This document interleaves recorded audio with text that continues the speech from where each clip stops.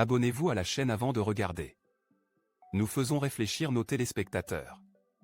À la fin de la vidéo, nous vous poserons la question principale.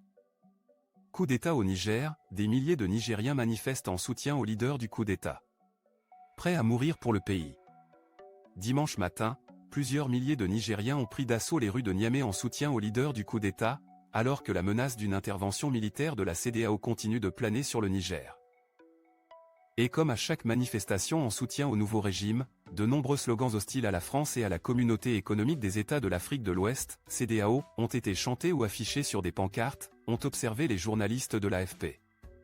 On pouvait notamment lire non aux sanctions, stop à l'intervention militaire, particulièrement sur la place de la Concertation à Niamey. Des drapeaux russes ont également été agités.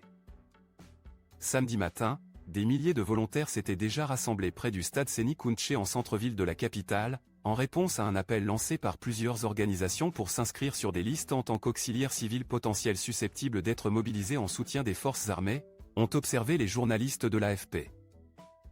Une période de transition ne dépassant pas 3 ans, cette manifestation fait suite à un discours télévisé du nouveau chef fort du Niger, le général Abdourahmane Tiani, qui a renversé le président élu Mohamed Bazoum lors d'un coup d'État le 26 juillet.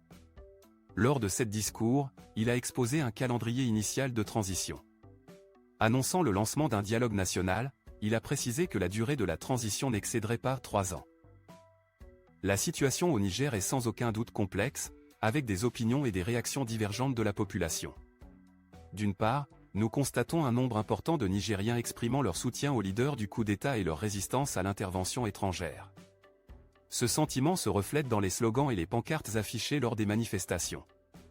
Il est important de comprendre les causes sous-jacentes et les préoccupations qui alimentent ce soutien. Quels facteurs ont contribué au mécontentement populaire à l'égard du régime précédent et des acteurs internationaux impliqués? D'autre part, la réaction de la communauté internationale, en particulier de la CEDEAO, soulève des préoccupations quant aux conséquences négatives potentielles du coup d'État et des actions ultérieures du nouveau régime. La CEDEAO a été claire dans sa condamnation du coup d'État et a menacé d'intervenir militairement si l'ordre constitutionnel n'est pas rétabli. Cela soulève des questions sur l'impact d'une telle intervention sur la stabilité et l'avenir du Niger. Va-t-elle aggraver une situation déjà fragile ou offrir une opportunité de résolution? Il est crucial d'engager une discussion sur les complexités et les implications du coup d'État au Niger.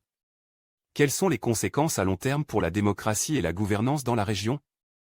Comment peut-on parvenir à la stabilité tout en respectant la volonté du peuple?